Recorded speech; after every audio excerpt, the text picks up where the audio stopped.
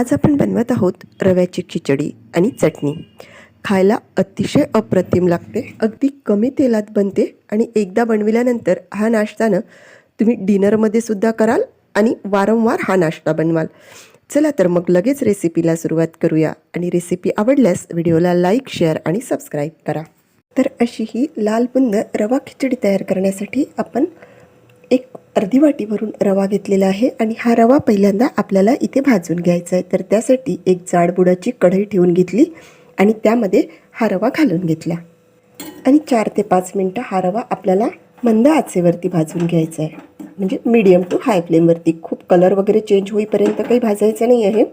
एक 4 ते 5 मिनिटं आपण मीडियम टू हाय फ्लेमवरती हा रवा भाजून घेऊ।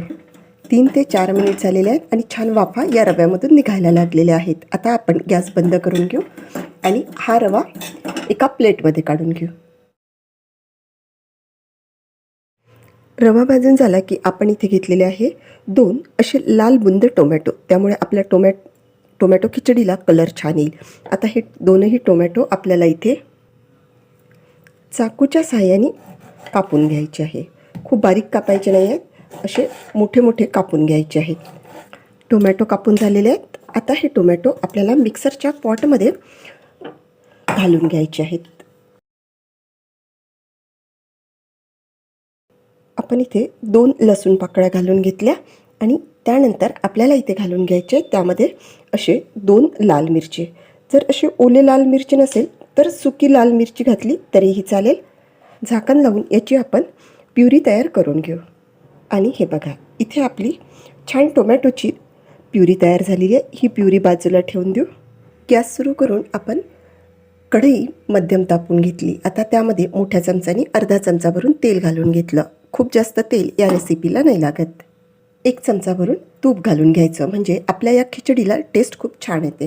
तेल मध्यम तापलाय, आता त्यामध्ये आपण अर्धा चमचा मोहरी घालून घेऊ आणि छान मोहरी इथे आपल्याला तडतडून घ्यायची आहे। आणि हे बघा, मोहरी आपली छान तडतडायला लागली। आता त्यामध्ये 2 चमचे भरून उडदाची डाळ आणि 2 चमचे भरून आपण चण्याची डाळ घालून घेतली। अर्धा चमचा भरून हिंग घालून घेतला आणि त्यानंतर त्यामध्ये आपण हा कापून घेतलेला कांदा घालून घेतला आणि 1 मिनिट हा कांदा आपल्याला तेलावरती परतवून घ्यायचा आहे। आणि हे बघा, 1 ते 2 मिनिट झालेले आहेत आणि आपला कांदा इथे हलकासा सॉफ्ट झालेला आहे। आता त्यामध्ये आपण हे कढीपत्त्याचे पानं घालून घ्यायचे, 1 मिनिट तेलामध्ये परतवून घ्यायचे आणि त्यानंतर घालून घ्यायचे इथे 5 ते 6 काजूचे तुकडे। ते सुद्धा तेलामध्ये खमंग हलकासा कलर चेंज होईपर्यंत परतवून घ्यायचे। उपम्यापेक्षा ही रवा खिचडी खायला खूप टेस्टी लागते। आता त्यामध्ये आपण भरपूर साऱ्या भाज्या घालून घ्यायच्या। तर एक छोटासा गाजर बारीक तुकड्यामध्ये कापून घेतलेला तो घालून घेतला। यावेळेस भरपूर प्रमाणात मटर मिळतात, तर एक छोटी वाटी भरून मटर घालून घेतले। सिमला मिरची असेल तर सिमला मिरची घालून घ्या आणि हे सगळं आता 1 ते 2 मिनिटं या फोडणीमध्ये व्यवस्थित आपण परतवून घेऊ। 2 मिनिट झालेले आहेत आणि आपण घातलेल्या भाज्या छान तेलामध्ये परतल्या गेलेल्या आहेत। आता यामध्ये आपल्याला घालून घ्यायचा अर्धा चमचा भरून काश्मीरी लाल मिरची पावडर, त्यामुळे आपल्या खिचडीला कलर खूप छान येतो। बस या व्यतिरिक्त आपल्याला कुठलाही कोरडा मसाला या खिचडीसाठी वापरायचा नाही आहे। आणि हे सगळं परत 1 ते 1.5 मिनिटं तेलामध्ये परतवून घ्यायचं। आता त्यामध्ये आपल्याला घालून घ्यायचं आहे तयार करून घेतलेली टोमॅटो प्युरी। इथे आपल्याला भाज्या बिलकुल जास्त शिजवायच्या नाही आहेत। हे 1 ते 2 मिनिटं सगळं परतवलं की एकापाठोपाठ सगळं जसं मी सांगितलं आहे तशाच पद्धतीने आपल्याला घालून घ्यायचं आहे। टोमॅटो प्युरी घालून घेतली आणि व्यवस्थित मिक्स करून घेतली। अंदाजे चवीनुसार मीठ घालून घेतलं। ही टोमॅटो प्युरीसुद्धा आपल्याला 1 ते 1.5 मिनिटं मस्त खमंग मंद गॅसवरती परतवून घ्यायची आहे, म्हणजे याचा पूर्ण कच्चेपणा दूर करून घ्यायचा आहे। 1 ते 1.5 मिनिट झालेला आहे। आता त्यामध्ये 1 चमचा भरून किसलेलं आलं घालून घ्यायचं, म्हणजे आपल्या खिचडीला तर अतिशय अप्रतिम टेस्ट येणार। आणि हे आलंसुद्धा यामध्ये मिक्स करून घ्यायचं आणि तुम्ही बघू शकता आपल्या फोडणीला कलर खूप छान आलेला आहे। आता त्यामध्ये भाजून घेतलेला रवा घालून घ्यायचा, हलकासा मिक्स करून घ्यायचा आणि यामध्ये आता आपल्याला घालून घ्यायचं पाणी। इथे मी नॉर्मल टेम्परेचरवालंच पाणी घालून घेतलेलं आहे। जसं मी अर्धी वाटी रवा घेतलेला होता तर 1.5 वाटी भरून पाणी आपण यामध्ये घालून घ्यायचं।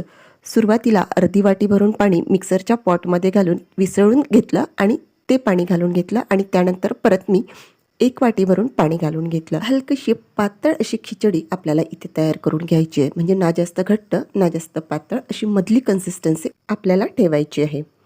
वाटलं तर आणखी पाणी आपण नंतर घालू शकतो, परंतु मी घातलेलं पाणी मात्र इथे अगदी परफेक्ट झालेलं आहे.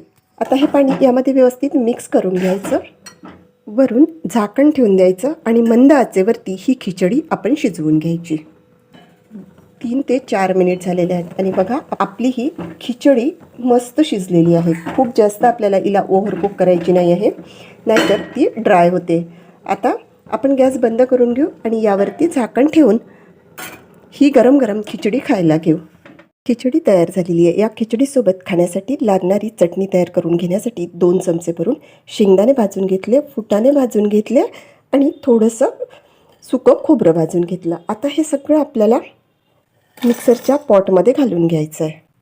त्यामध्ये 1 हिरवी मिरची घालून घेऊ. हिरव्या मिरचीचं प्रमाण आपण आपल्या आवडीनुसार ठेवू शकता. मूठभरून कोथिंबीर घालून घेतली. 2 ते 3 चमचे भरून दही घालून घेतलं. दही आवडत नसेल तर लिंबू घातलं तरीही चालेल. आणि आता झाकण लावून आपण याची प्लेन चटणी वाटून घेऊ. आणि हे बघा इथे आपली ही प्लेन चटणी वाटून झालेली आहे. यामध्ये थोडंसं पाणी घालून घेऊ, कारण चटणी घट्ट वाटत आहे. या खिचडीसोबत सरसरीत चटणीच खायला छान वाटते. तर 1 पाव वाटीवरून पाणी मिक्सरच्या चटणी पॉटमध्ये घालून घेतलं आणि ते विसळून आपण यामध्ये घालून घेतलं. त्यामुळे चटणी पॉटला चिकटलेली चटणीसुद्धा निघून आली.